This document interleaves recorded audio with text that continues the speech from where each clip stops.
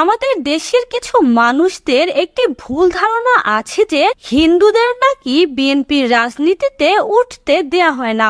এই ধারণাকে যিনি ভুল প্রমাণ করেছেন তিনি হলেন বিএনপির স্থায়ী কমিটির সদস্য গয়েশ্বর চন্দ্র রায়। সারা জীবনটাই তার কেটেছে সংগ্রাম করে, এমনকি এই ৭৩ বছর বয়সেও তিনি নেতৃত্ব দিচ্ছেন মিছিলের সামনের সারিতে থেকে। আর এটা করতে গিয়ে মাসখানেক আগে তার মাথা ফাটিয়ে দিয়েছিল আওয়ামী পুলিশ বাহিনী, পেটানো হয়েছিল রাস্তায় ফেলে। কিন্তু এরপরও তিনি দমে যাননি। অসুস্থ অবস্থাতেই আবারও রাজপথে নেমেছিলেন পরের দিন সকালেই। এই বয়সে এসেও তার নামে দেয়া হয়েছে ৫০টিরও অধিক মামলা। হিন্দু হলেও তিনি ভারতের কাছে নিজ দেশের স্বার্থ বিকিয়ে দিতে চান না।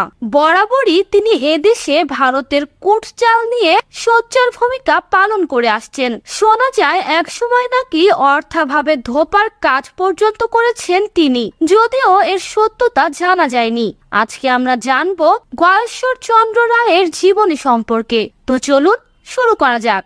গয়েশ্বর চন্দ্র রায় জন্মগ্রহণ করেন ১৯৫১ সালের ১ নভেম্বর ঢাকার কেরানীগঞ্জে। তার পুরো নাম বাবু গয়েশ্বর চন্দ্র রায়। তার পিতার নাম জ্ঞানেন্দ্র চন্দ্র রায় এবং তার মাতার নাম সুমতি রায়। গয়েশ্বর চন্দ্র ছিলেন অত্যন্ত মেধাবী একজন ছাত্র।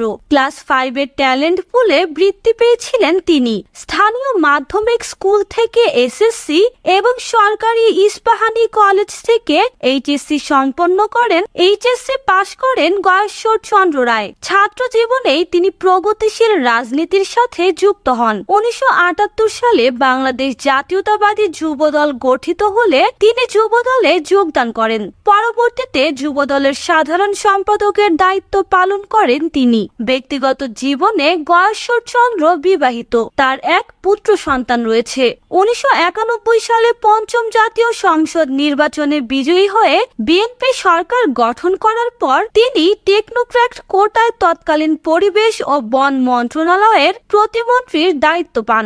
এরপর তিনি বিএনপির যুগ্ম মহাসচিব ও পরবর্তীতে স্থায়ী কমিটির সদস্য মনোনীত হন। ২০০৮ সালে নবম জাতীয় সংসদ নির্বাচনে প্রথমবারের মতো গয়েশ্বর ঢাকা ৩ আসন থেকে বিএনপির মনোনয়নে জাতীয় সংসদ নির্বাচন করে ৭৮,৮১০ ভোট লাভ করেন এবং আওয়ামী লীগের নসরুল হামিদের কাছে পরাজিত হন। ২০১৮ সালে একাদশ জাতীয় সংসদ নির্বাচনে তিনি পুনরায় একই আসন থেকে বিএনপির মনোনয়ন লাভ করেন এবং পরবর্তীতে বিজয়ী হন। বর্তমানে তিনি বাংলাদেশ জাতীয়তাবাদী দল তথা বিএনপির সর্বোচ্চ নীতি নির্ধারণী ফোরাম স্থায়ী কমিটির একজন সদস্য হিসেবে দায়িত্ব পালন করছেন। তার ছেলে অমিতাভ রায়, তার পুত্রবধূ নিপুণ রায় চৌধুরী। নিপুণ রায় চৌধুরীও বিএনপির রাজনীতির সঙ্গে জড়িত আছেন। গয়েশ্বর চন্দ্র রায়ের বিরুদ্ধে রয়েছে অসংখ্য মামলা এবং গ্রেফতারি পরোয়ানা।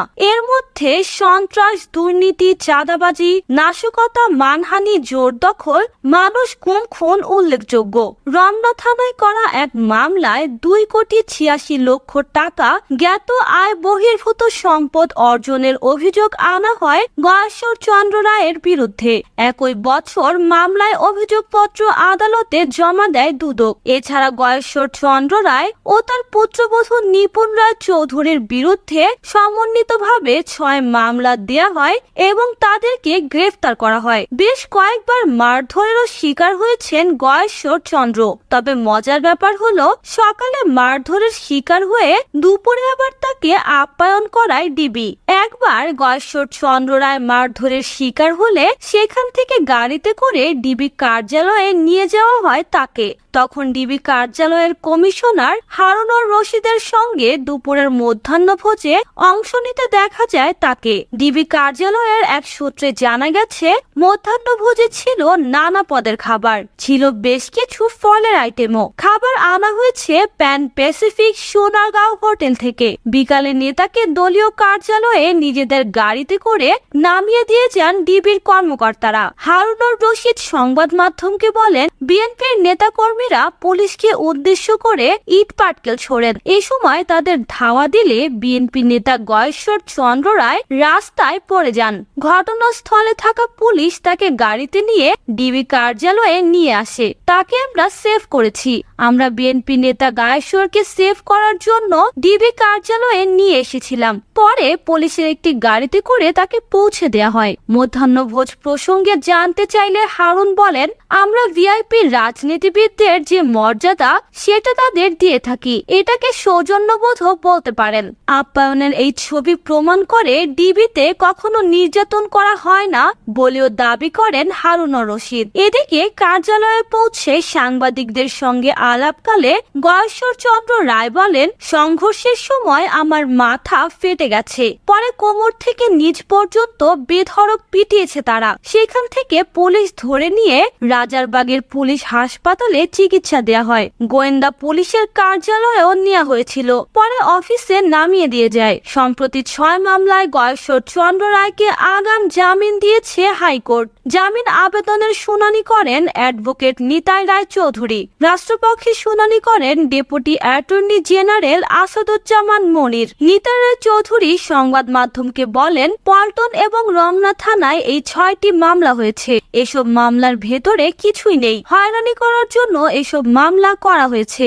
এক সাক্ষাৎকারে আওয়ামী লীগই সবচেয়ে বড় ভারতীয় পণ্য বলে মন্তব্য করেন বিএনপির স্থায়ী কমিটির সদস্য গয়েশ্বর চন্দ্র রায়। তিনি বলেছেন, এটা বর্জন করলেই শেষ। ভোট বর্জন করে জনগণ এই সরকারকে ইতোমধ্যে বর্জন করেছে। আওয়ামী লীগ নামক পণ্যকে এখন বর্জন করলেই জাতি বন্দিদশা থেকে মুক্তি পাবে। ভারত পাশে ছিল বলেই বাংলাদেশের নির্বাচনে বিশ্বের বড় বড় রাষ্ট্র অশুভ হস্তক্ষেপ করতে পারেনি বলে সম্প্রতি এক অনুষ্ঠানে বলেছিলেন আওয়ামী লীগের সাধারণ সম্পাদক ওবায়দুল কাদের। তার এই বক্তব্য ধরে ভারতীয় পণ্য বর্জন নিয়ে আলোচনার সূত্রপাত হয়েছে বলে দাবি করেন গয়েশ্বর চন্দ্র রায়। তিনি বলেন, এখনো গণতন্ত্র নাই, মানুষের মৌলিক অধিকার নাই, এখনো মানুষের বাক স্বাধীনতা নাই, এখনো গণমাধ্যমে স্বাধীনতা প্রতিষ্ঠিত হয়নি, এখনো মানুষের ভোটাধিকার প্রতিষ্ঠিত হয়নি। যতদিন আমাদের আকাঙ্ক্ষিত গণতন্ত্র অর্জিত না হবে আমাদের লড়াই চলবে, লড়াই চলতেই থাকবে। লুটতরাজ লুণ্ঠনের মধ্য দিয়ে জাতীয় অর্থনীতি অর্থাৎ জাতির অর্থনীতির কোষাগার আজকে খালি হয়ে গেছে। আকাশচুম্বী জিনিসপত্রের দামে আজকে মানুষ দিশেহারা। একটি পর্যায় কাটিয়ে দেশের দিকে তাকিয়ে এই স্বাধীনতার কথা চিন্তা করে আমরা সন্তানহারা মায়ের কান্না থামাতে পেরেছিলাম। আমাদের সেই দুঃখ যন্ত্রণা আমরা সেদিন নিরসন করতে না পারলেও এই স্বাধীনতায় অত্যন্ত আপ্লুত ছিলাম এবং আমাদের মধ্যে স্বাধীনতা অর্জনের আনন্দ ছিল। দেশকে সত্যিকার অর্থে স্বাধীন করতে আমাদের লড়াই চলবে।